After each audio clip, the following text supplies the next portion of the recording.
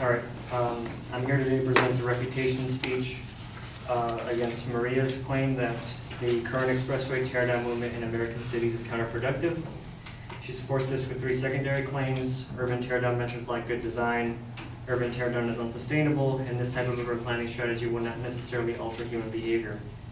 Her first secondary claim, urban teardown methods lack good design, is supported by an authority who claims that, or who is cited as claiming that in order to be deemed good design, urban spaces must first recognize how people still use and interact with the space.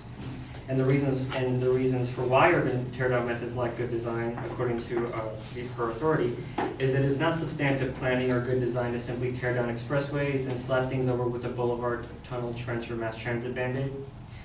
My critique is that, or my refutation, is that it's never really made clear why urban teardown methods lack good design.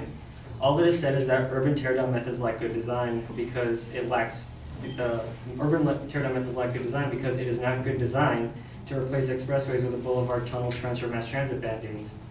Like, why would replacing expressways with boulevards, tunnels, and mass transits not be considered good design? How would doing so not take into account how people use and interact with the space, which is how good design was actually defined by her authority? And she that is never answered in her speech. And most of all, there's no examples that are even offered of what would be considered good design, which is also problematic. So that isn't really sufficient evidence to support her first supporting claim. Her second secondary claim, urban teardown is unsustainable, is supported by a few authorities. The first authority cited as claiming that America is facing a problem where it is not urbanized enough to be sustainable in the long haul, and that would be wasteful to simply tear down expressways in an under-urbanized environment like America. One of the biggest problems is, are we simply to believe that America is too under-urbanized to do things like tear down expressways, or to be sustainable? It's never really made clear. How is America too under-urbanized, and how is being under-urbanized make tearing down expressways unsustainable? The answers to these questions are never explained, and there's not any factual data or like any statistical data to show how America is under-urbanized. Another authority she cited claims that the expressway teardown movement lends to the compact city fallacy. And the compact city fallacy claims that it is neither adequate nor an essential condition for a city to be sustainable, and attempting to make the cities more sustainable only by using urban form strategies is simply counterproductive. And one of the biggest problems is this definition of the compact city fallacy isn't really helpful because it's filled with a lot of esoteric words and that are never really defined, and it's really hard to understand what it even means. And also, there are no examples of people even committing this fallacy. If there were examples of people committing this fallacy, and if there were examples of how committing this fallacy would be counterproductive, this piece of evidence would hold more weight, but there's no examples. And if there were examples of people committing this fallacy in a real-world circumstance and actually it leading to actual unsustainable outcomes, then that would also be helpful. Citing the compact city fallacy isn't evidence of urban teardown of expressways being unsustainable, especially when you have no examples of people even committing it. Her third authority cites that Southern California will not see any large investment in alternative transportation infrastructure, therefore tearing down of expressways is unsustainable over the long haul.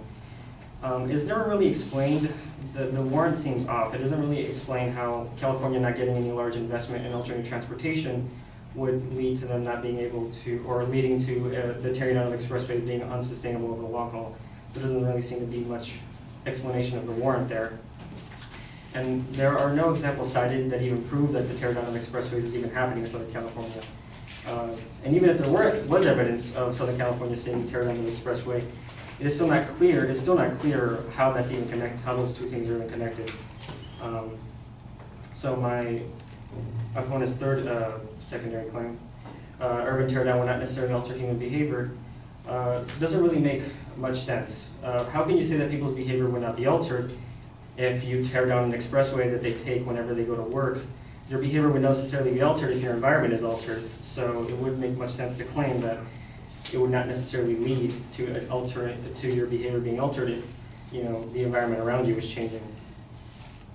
Lastly, there are no examples of this teardown in the teardown of expressways is even happening in America, and no news articles showing that this is even happening in Southern California. There are simply words of experts, and unfortunately very little to no statistical or factual data.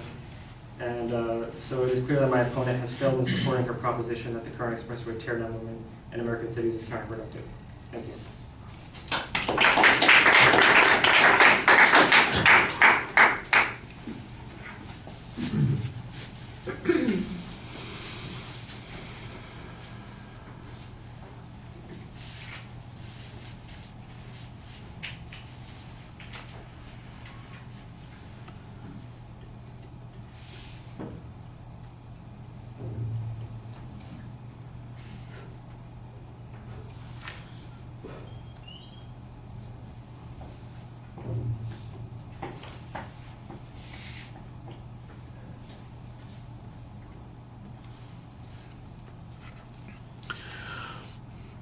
All right, well, structurally everything's easy to follow, except at one point it seemed like there was point number 3, and then point number 3 came up again. So it may be that there's a secondary claim that you labeled as a third point that's distinct from the secondary issue that the advocate had.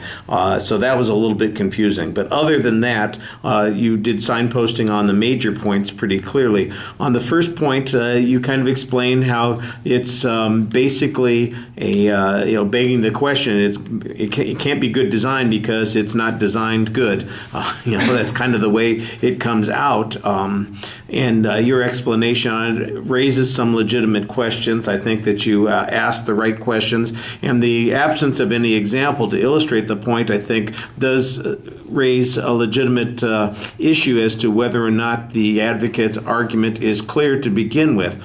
On the second point, on the issue of sustainability, I do think that you have a good question about why sustainability is important, and the challenge again to the lack of clarity and proof that the advocate presents is fine. I think that as I'm looking at this, your argument is really focused primarily on looking at the premises and the evidence that the advocate presents. There's rarely any reference to direct evidence on your part that counterclaims, that contradicts any of those particular positions. So you really are trying to work on the warrants and the grounds that the advocate is presenting, and I think you make a good amount of effort on this.